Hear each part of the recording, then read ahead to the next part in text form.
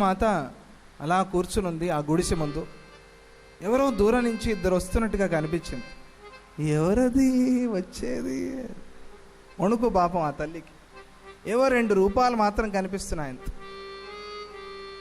ఆ గురువులు చెప్పారు ఒక రూపాన్ని, రాముడు ఇలా ఉంటాడు గుర్తుపట్టు నువ్వు అని. రాముడు ఎవరో తెలియాలి కదా. ఆ కాలంలో ఫోటోలు ఉన్నాయా? ఎవరైనా రాసి చూపించే వాళ్ళు ఎవరైనా ఉన్నారు? లేరు కదా. అందుకని ఒక గుర్తు చెప్పి వెళ్ళారు. ఆ గుర్తు బట్టి ఆ తల్లి గుర్తించింది. ఆహా, వస్తున్నది రామలక్ష్మణులే. అప్పటి వరకు అసలు లేవలేని తల్లి రాముడు వచ్చాడని తెలుసుకుని ఎక్కడి నుంచి శక్తి వచ్చిందో తెలియదు. మా అయ్య, మా ఆయన, మా అమ్మ అనుకుంటూ వస్తారే పాపం వయసు అయిన వాళ్ళు. అలా ఆ తల్లి లేచి రాముడి దగ్గరికి పరిగెత్తుకుంటూ వెళ్ళింది. రామా రామా రామా వచ్చావా? చాలా సంతోషం, నేను చూసి ఆనందంగా ఉంది. రాముడిని అలా మెల్లగా పిలుచుకొచ్చింది. పూలు వేస్తూ రాముడిని తీసుకొచ్చింది.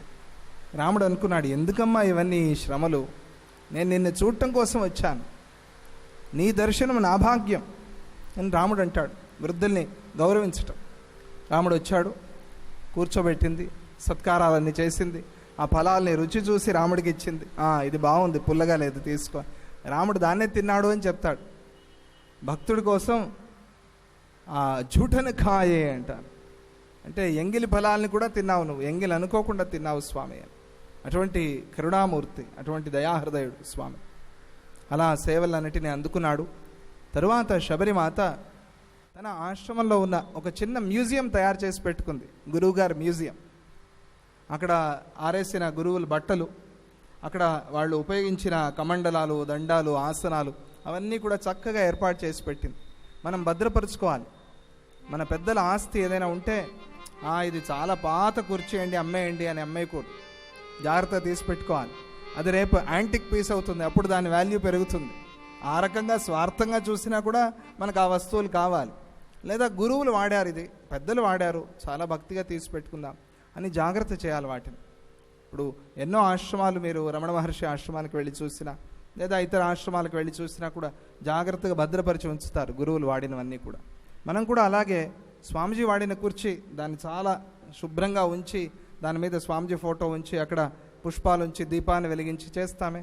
అలా ఆ గురువుల వస్తువుని గురువుగా చూడటం, అక్కడ గురువు ఉన్నారు అని దర్శనం ఇవ్వాలి గురువు. అలా ఒక మ్యూజియం, చిన్న మ్యూజియం తయారు చేసింది. వాటిని అన్నిటినీ చూపించింది. రాముడికి చాలా ఆశ్చర్యం.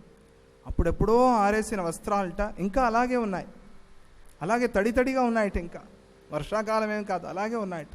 అంటే గురువులు అక్కడే ఉన్నారు అని. ఆ రోజు వారు చేసి వెళ్ళిన ఆ అగ్నిహోత్రం ఉందే, యజ్ఞశాల, అక్కడ ఇంకా అగ్ని, ఎవరు సమిధలు వేయకపోయినా కూడా అగ్ని రగులుతోందిట, అది కూడా చూపించిందిట. ఇదిగో అగ్నిశాల. అంటే గురువులు అలా ఉండి ఆ శబరిమాతని రక్షిస్తున్నారు. అన్నీ చూశాడు. చాలా ఆశ్చర్యమైంది శ్రీరాముడికి. అప్పుడు ఆ తల్లి ప్రార్థన చేసింది, రామా, నువ్వు కోరావు కాబట్టి ఆశ్రమం అంతా చూపించాను, ఇక నాకు ముక్తిని అనుగ్రహించు. నేను ఈ శరీరాన్ని చాలించి నీ దర్శనం కోసం ఎదురు చూస్తున్న నేను స్వర్గానికి వెళ్ళాలి అనుకుంటున్నాను. నీ దర్శనంతో నాకు స్వర్గం వస్తుంది, రామా అనుగ్రహించు అని ఆ తల్లి ప్రార్థన చేసింది. శ్రీరాముడు అనుమతి ఇచ్చాడు. ఆ తల్లి స్వేచ్ఛతో, మహాయోగమూర్తి కదా, స్వేచ్ఛతో తన శరీరాన్ని వదిలి స్వర్గానికి వెళ్ళిందిట. జై బలో శబరిమాతకి జై. అది ఒక అద్భుతమైన ఘట్టం అరణ్యకాండలో, చివరి ఘట్టం. దాని తరువాత శ్రీరాముడు కిష్కింధాకాండలోకి ప్రవేశిస్తాడు. కిష్కింధ అంటేనే చాలా గజిబిజిగా, గందరగోళంగా ఉండేది అని అర్థం. చాలా దగ్గరగా, అంటే ఒక 10 మంది కూర్చునే బస్సులో 1000 మంది కూర్చుంటే ఎలా ఉంటుందో అలా ఉన్న ప్రదేశాన్ని కిష్కింధ అంటారు. చాలా కిష్కింధగా ఉందండి అని. అటువంటివన్నీ కూడా ఈ కాండలో ఎదురవుతాయి. వాటిని మనకి ఈ కాండలో వివరణ చేస్తారు. దీని పేరు కిష్కింధాకాండ అని. మొదటి కాండ బాలకాండ, రెండవది అయోధ్యాకాండ, మూడవ కాండ అరణ్యకాండ, నాలుగవది కిష్కింధాకాండ. ఇప్పుడు కిష్కింధాకాండని గురించి మాట్లాడుకుంటున్నాం. ఆ కిష్కింధాకాండలో రాముడు పంపా తీరానికి, పంపా సరోవరానికి వచ్చాడు. ఆ సరోవరాన్ని చూసి శ్రీరాముడు ఆనందించాడు అని అరణ్యకాండలో చివరి శ్లోకంగా చెప్పుకుంటున్నాం. ఇప్పుడు ఆ కిష్కింధాకాండలో మొదటి శ్లోకాన్ని, సతాం పుష్కరిణీం గత్వా పద్మోత్పల ఝషాకులాం రామ సౌమిత్రి సహితో విలలాప ఆకులేంద్రియ. రాముడు ఆనందంగా స్నానం చేశాడు. కానీ ఆ పుష్కరిణి చూడంగానే రాముడికి సీతామాత గుర్తొచ్చింది. ఈ పుష్కరిణి తటాకాన్ని, సరోవరాన్ని సీత కూడా చూస్తే ఎంత బాగుండేది. ఇప్పుడు ఈ సమయంలో సీత లేదే ఇక్కడ అని ఆ సీతామాతను గుర్తు చేసుకుని బాధపడ్డాడు స్వామి. వసంత ఋతువు నన్ను చాలా బాధిస్తోంది. ఒక్కొక్క కాలం, ఒక్కొక్క సందర్భం మనలో బాధని కానీ లేదా శోకాన్ని కానీ పెంచుతుంది.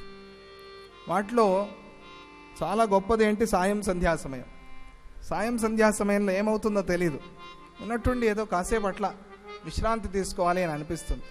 అందుకనే సాయం సంధ్యా సమయంలో కొద్దిసేపైనా అనుష్ఠానం చేయాలి, కొద్దిసేపైనా సత్కాలక్షేపం చేయాలి, కొద్దిసేపైనా మనం మంచి సత్సంగాన్ని చేసి మంచి మాటలు వినాలి అని చెప్తారు.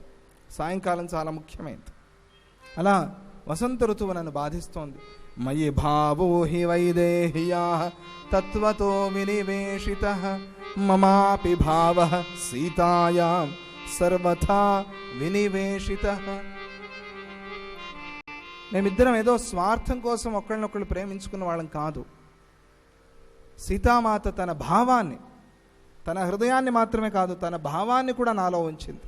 నేను కూడా నా భావాన్ని సీతామాతలో ఉంచాను. మేమిద్దరం అలా హృదయంతో విడదీయరాని వాళ్ళగా ఉన్నాం అని శ్రీరాముడు ఆ సీతామాతను గుర్తు చేసుకుంటూ బాధపడుతూ, ఈ సమయంలో అరణ్యం అంతా కూడా నన్ను బాధిస్తోంది.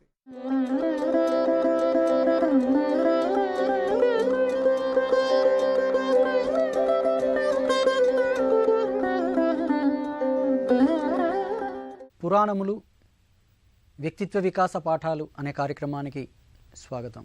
మనలో ఉన్నటువంటి కొన్ని దుర్గుణాలని మనం ఎట్లా దూరం చేసుకోవాలి, అవి ఎలా దూరం అవుతాయి అనేది నేటి అంశం.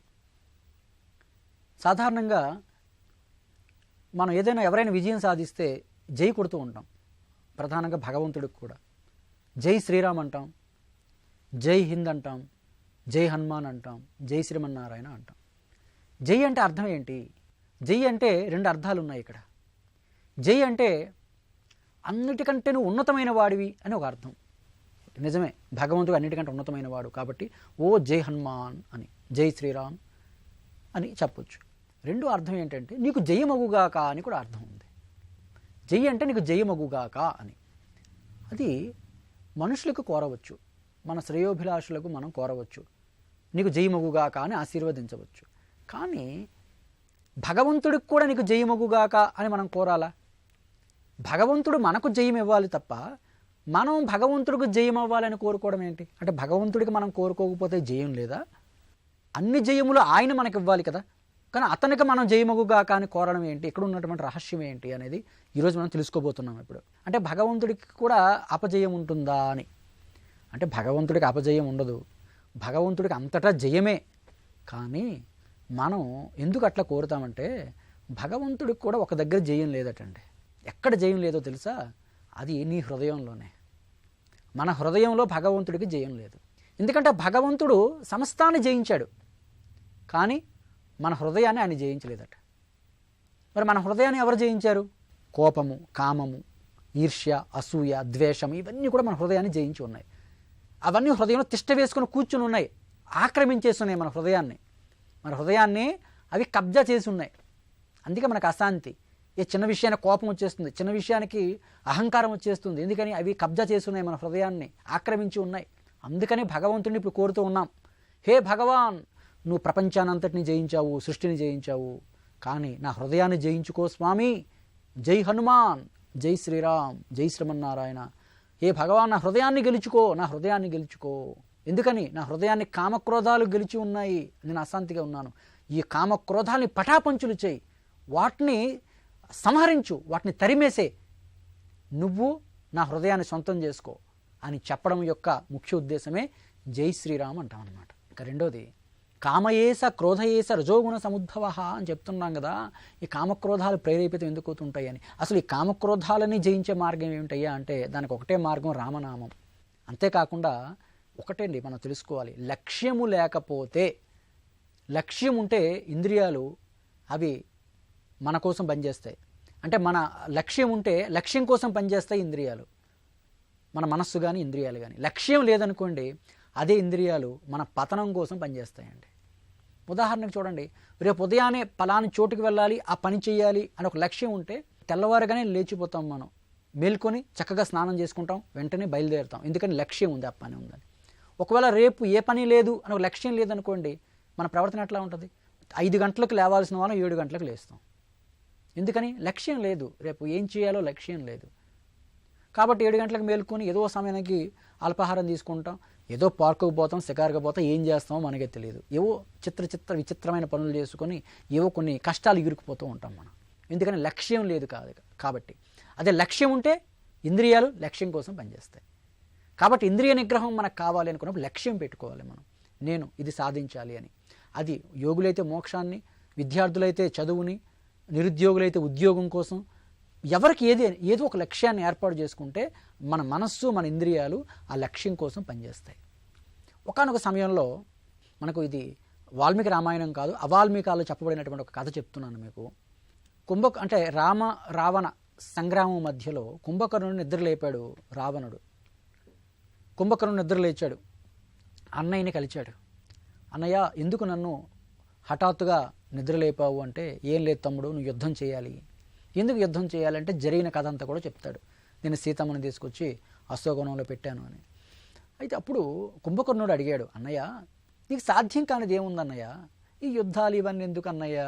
నువ్వు ఏది కోరుకుంటే, నువ్వు ఏ రూపం కావాలంటే ఆ రూపాన్ని ధరించగలవు. మాయా రూపాలు నీకు చాలా ఉన్నాయి. నువ్వు ఒక్క పని చేయు అన్నయ్య, నువ్వు రాముడిగా రూపం ధరించు, రాముడిగా మాయ రూపం ధరించు, సీతమ్మ దగ్గరికి వెళ్ళు, నువ్వే రాముడు అనుకుంటుంది, ఇక నిన్ను వెంటనే ఆలింగనం చేసేసుకుంటుంది, నీ కోరిక తీరిపోతుంది అన్నాడట.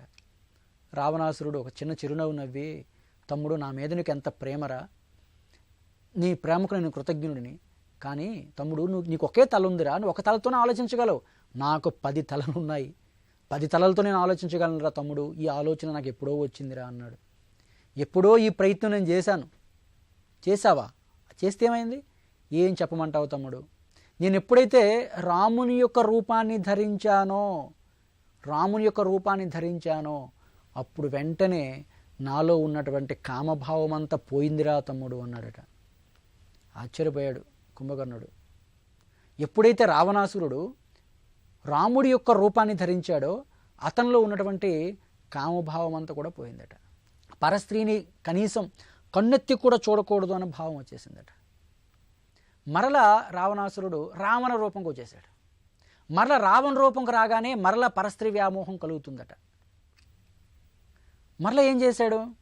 మరలా రామరూపాన్ని ధరించాడు. మరలా రామరూపం ధరించగానే వెంటనే కామభావం అంతా కూడా పోతుందట. పరస్త్రీని కనీసం కన్నెత్తి కూడా చూడకూడదు అనే భావం వచ్చేస్తుందట. అప్పుడు అనుకున్నాడు రావణాసురుడు, రామ రూపముతో నా కోరిక తీరదు అని నిర్ణయించుకున్నాడట.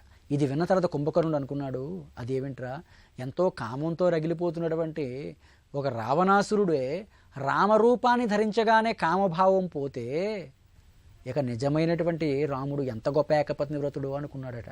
రెండోది, అంత కామంతో రగిలిపోతున్నటువంటి రావణాసురుడు రామరూపం ధరించగానే అటువంటి రావణాసురులోనే కామభావం పోతే మరి సామాన్యుల్లో పోదా చెప్పండి? ఖచ్చితంగా పోతుంది. కాబట్టి మనలో కామక్రోధాలు, ఇటువంటి దుర్గుణాలు మనల్ని వేధిస్తున్నాయి అన్న మనకి ఎప్పుడైనా అనిపించినప్పుడు మనలో రామనామాన్ని ధరించండి, ఒక్కసారి రాముని స్మరించుకోండి, ఆ రామనామాన్ని హృదయంలో ధరించండి, మనలో ఉన్నటువంటి దుర్గుణాలన్నీ కూడా పటాపంచులైపోతాయి. రావణాసురులో ఎట్లాగైతే రామరూపం అనేది కామ భావాన్ని పటాపంచులు చేసిందో మనలో కూడా ఉన్నటువంటి దుర్గుణాలు, క్రోధము, లోభము, మోహము ఇవన్నీ పోవాలంటే మనం కూడా ఒక్కసారి ఆ నామాన్ని మా మనసులో ధరించాలి. రామనామం హృదయంలోకి ప్రవేశించిందా దుర్గుణాలన్నీ కూడా పటాపంచులైపోతాయి అన్నమాట. కాబట్టి ఇటువంటి ఇంద్రియ నిగ్రహము కానీ ఇవి కేవలం ఒక యోగులకి, సాధువులకే కాదండి, ప్రతి రంగంలో ఉన్నవారికి కూడా అవసరమేనండి. విద్యార్థికి ఇంద్రియ నిగ్రహం అవసరం లేదా? ఇంద్రియ నిగ్రహము, మనసును కంట్రోల్ చేసుకోవడం అదంతా యోగులకి, సాధువులకేనండి, మా బోటులకి ఎందుకండి అని కొందరు అంటుంటారు. చాలా పొరపాటు అండి. ప్రతి ఒక్కడికే అవసరం అండి. ఎందుకని? ఒక విద్యార్థికి తన విద్యార్థులు మంచి మార్కులు సాధించాలంటే వాడికి ఇంద్రియ నిగ్రహం అవసరం. వాడు నా మనసును కంట్రోల్ చేసుకోలేను, నా ఇంద్రియాలను కంట్రోల్ చేసుకోలేను అంటే మంచి మార్కులు సాధించలేడు. ఎందుకని? రేపు ఎగ్జామ్ ఉంది, ఈరోజు వాడు అభిమానించే హీరో సినిమా రిలీజ్ అయింది, విడుదలైంది, అప్పుడు ఏం చేయాలా?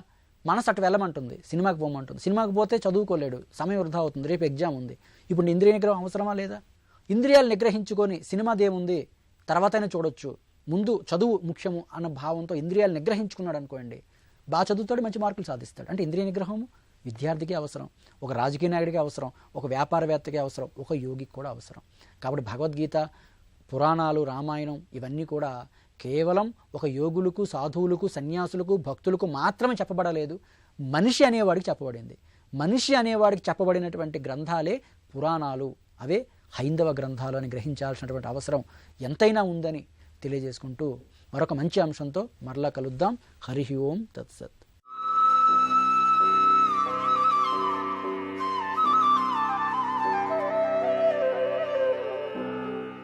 శ్రీ మహాగణాధిపతయే నమః.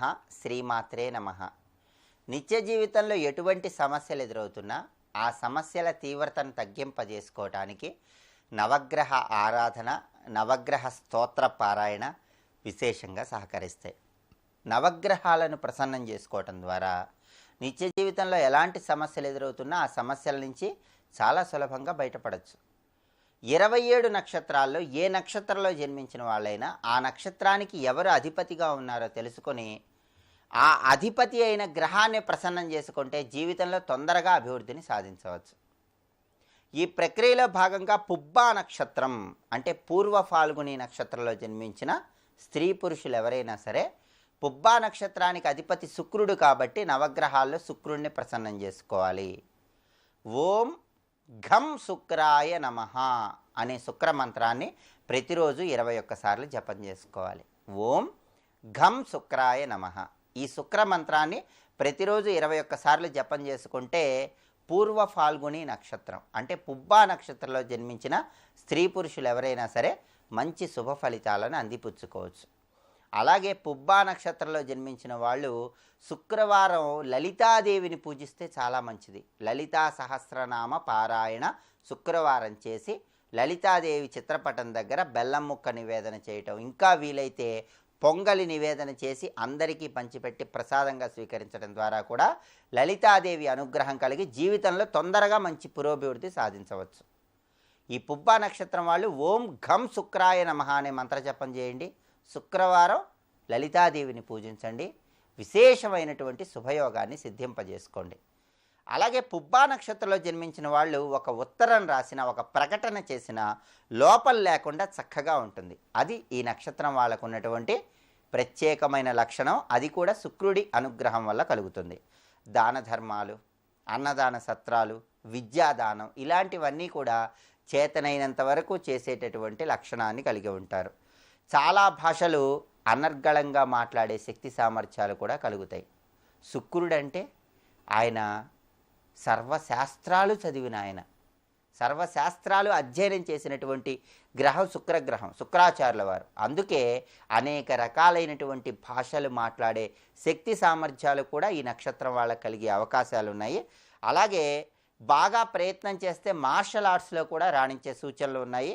దేశ విదేశాల్లో మంచి పరిచయాలు పెరిగి అక్కడ వృత్తుల్లో అద్భుతంగా రాణించే అవకాశాలు ఉన్నాయి. సమాజ సేవలో కూడా చురుకైన పాత్ర పోషించేటటువంటి లక్షణాన్ని కలిగి ఉంటారు. అంటే పుబ్బా నక్షత్రం వాళ్ళు సహజ సిద్ధంగా నక్షత్రానికి అధిపతి శుక్రుడు కాబట్టి, శుక్రుడు అంటే రాజయోగాన్ని కలిగింపజేస్తాడు కాబట్టి, అద్భుతమైన ప్రజ్ఞా పాఠవాలు శాస్త్రాలు అధ్యయనం చేశాడు కాబట్టి జీవితంలో ఉన్నత స్థాయికి చేరటానికి పుబ్బా నక్షత్రం వాళ్ళకి శుక్రుడి అనుగ్రహం చాలా చక్కగా కలిసి వస్తుంది. అలాగే పుబ్బా నక్షత్రం పూర్వ ఫాల్గుని నక్షత్రంలో జన్మించిన వాళ్ళు జీవితంలో అభివృద్ధి సాధించాలంటే, ఆర్థికపరమైన సమస్యలు తొలగింపజేసుకోవాలంటే ఎక్కడైనా సరే దేవాలయంలో కానీ లేదా ఇతర ప్రాంతాల్లో కానీ ఎక్కడైనా రావి చెట్టు, మర్రి చెట్టు ఈ రెండు కలిసి ఉన్న ప్రాంతం ఎక్కడుందో చూసుకోండి. ఎక్కడైనా సరే రావి చెట్టు, మర్రి చెట్టు ఈ రెండు చెట్లు కలిసి ఉంటే ఆ కలిసి ఉన్న చోట మీరు ప్రదక్షిణలు చేయండి. పుబ్బా నక్షత్రం వాళ్ళు అంటే పూర్వ ఫాల్గుని నక్షత్రం వాళ్ళు రావి చెట్టు, మర్రి చెట్టు కలిసి ఉన్న చోట ఎప్పుడు ప్రదక్షిణలు చేసినా కూడా వాళ్ళకి ధనపరంగా బాగా కలిసి వస్తుంది. ఆర్థిక ఇబ్బందుల నుండి తొందరగా బయటపడటానికి ఈ రావి చెట్టు, మర్రి చెట్టు కలిసి ఉన్న చోట చేసే ప్రదక్షిణలు చాలా చక్కగా ఉపయోగపడతాయి. అలాగే మీ గృహంలో ఆగ్నేయ దిక్కులో వెండితో తయారు చేయబడినటువంటి ఒక చిన్న ఏనుగు బొమ్మను ఉంచండి. ఏనుగు అంటే రాజరికానికి, సకల శుభాలకు సంకేతం. లక్ష్మీదేవి కూడా ఏనుగులు తొండంతో నీళ్లు చిమ్ముతూ అభిషేకం చేస్తూ ఉంటాయి. అందువల్ల ఏనుగుకి విశేషమైన ప్రాధాన్యత ఉంది. ఆగ్నేయ దిక్కు అంటే అది అగ్నిదేవుడికి సంబంధించిన దిక్కు. అక్కడ ఏనుగు బొమ్మను వెండితో తయారు చేస్తే చంద్రుడి అనుగ్రహం కూడా కలుగుతుంది. అలా ఉంచడం ద్వారా విశేషంగా కలిసి వస్తుంది. అలాగే శుక్రవారం రోజు ఈ నక్షత్రం వాళ్ళు లక్ష్మీదేవిని ఎర్రటి పుష్పాలతో పూజించాలి. అమ్మవారికి పూర్ణాలు నివేదన చేయాలి. వాటిని ప్రసాదంగా స్వీకరించి అందరికీ పంచిపెట్టాలి. శుక్రవారం ఎర్రటి పూలతో లక్ష్మీదేవిని పూజిస్తే పుబ్బా నక్షత్రం వాళ్ళకి బాగా కలిసి వస్తుంది. అలాగే ఈ పుబ్బా నక్షత్రం వాళ్ళకి సంపత్తార ఉత్తరా నక్షత్రం, అంటే వాళ్లకు సంపదలు ఇచ్చే నక్షత్రం ఉత్తరా నక్షత్రం. అందుకే పుబ్బా నక్షత్రంలో జన్మించిన స్త్రీ పురుషులు ఎవరైనా సరే ఉత్తరా నక్షత్రం ఎప్పుడు వచ్చిందో చూసుకోండి. ఆ ఉత్తరా నక్షత్రం వచ్చిన రోజు సూర్య భగవానుడి చిత్రపటానికి జిల్లేడు పూలతో పూజ చేయండి. బెల్లం పొంగల్ నివేదన చేయండి. ఆ బెల్లం పొంగల్ అందరికీ పంచిపెట్టండి. ఇలా చేస్తే ఈ నక్షత్రం వాళ్ళకి ఆర్థికంగా అద్భుతంగా కలిసి వస్తుంది. ఆర్థికంగా విశేషంగా రాణించాలంటే, ధన ఆదాయం పెరగాలంటే పుబ్బా నక్షత్రం వాళ్ళు ఎప్పుడు ఉత్తరా నక్షత్రం ఉందో చూసుకొని, ఆ ఉత్తరా నక్షత్రం వీళ్ళకి సంపదలు ఇచ్చే నక్షత్రం కాబట్టి ఆ సంపదలిచ్చే ఉత్తరా నక్షత్రం ఉన్న రోజు సూర్యుడిని జిల్లేడు పూలతో పూజించండి. బెల్లం పొంగల్ నివేదించి అందరికీ పంచిపెట్టండి. ఇలా చేస్తే అద్భుతంగా ధనప్రాప్తిని సిద్ధింపజేసుకోవచ్చు. అలాగే తెల్లటి పుష్పాలు ఉన్నటువంటి పూల కుండీని మీ ఇంటి ఆవరణలో ఏర్పాటు చేసుకోండి. దానికి కారణం ఏంటంటే, తెలుపు అంటే అది శుక్రుడికి ప్రియమైన రంగు కాబట్టి, ఈ నక్షత్రానికి శుక్రుడి అధిపతి కాబట్టి తెల్లటి పుష్పాలు ఉన్నటువంటి పూల మొక్కలు కుండీలో ఏర్పాటు చేసుకొని మీ గృహంలో ఉంచుకుంటే మీ గృహంలోకి మహాలక్ష్మీదేవి ప్రవేశిస్తుంది. శుక్రుడి అనుగ్రహం కలుగుతుంది. ఆర్థిక ఇబ్బందుల నుండి చాలా సులభంగా బయటపడవచ్చు. అలాగే శుక్రవారం రోజు ఆవుకు అరటిపళ్ళు ఆహారంగా తినిపించాలి. శుక్రవారం గోమాతకు అరటిపళ్ళు ఆహారంగా తినిపిస్తే కూడా పుబ్బా నక్షత్రం వాళ్ళకి అనుకూలత ఏర్పడుతుంది. అన్ని రంగాల్లో తొందరగా రాణిస్తారు. వీలైనప్పుడు మీ చేత్తో తేనె ఎవరికైనా దానం ఇవ్వండి. అలా దానం ఇస్తే కూడా మీకున్న గ్రహదోషాలన్నీ తొలగిపోతాయి. శ్రీరామనామం అనునిత్యము వీలైనప్పుడల్లా జపించుకోండి. రామతారక మంత్రం, రామనామం, రామ రామ రామ అని వీలైనప్పుడల్లా మనసులో స్మరించుకోండి. పుబ్బా నక్షత్రం వాళ్ళు తొందరగా అభివృద్ధిని సాధిస్తారు. అలాగే శనివారం రోజు ఉపవాసం ఉండండి. శనివారం ఉపవాసం ఉండి మీ ఇష్టదేవతను స్మరించుకోండి. అలా చేస్తే శనివారం ఉండే ఉపవాసం వల్ల కూడా విశేషమైన శుభ ఫలితాలు ఏర్పడతాయి. ఇలా ప్రత్యేకమైన విధి విధానాలు పాటిస్తూ శుక్రుడికి సంబంధించిన మంత్రజపం చేయండి. లలితా అమ్మవారిని ఆరాధన చేయండి. పుబ్బా నక్షత్రం వాళ్ళు జీవితంలో తొందరగా మంచి పురోభివృద్ధిని సాధించి ఆనందకరమైన జీవితానికి నాంది వాక్యం పలకండి. సర్వే జనాః సుఖినో భవంతు. స్వస్తి.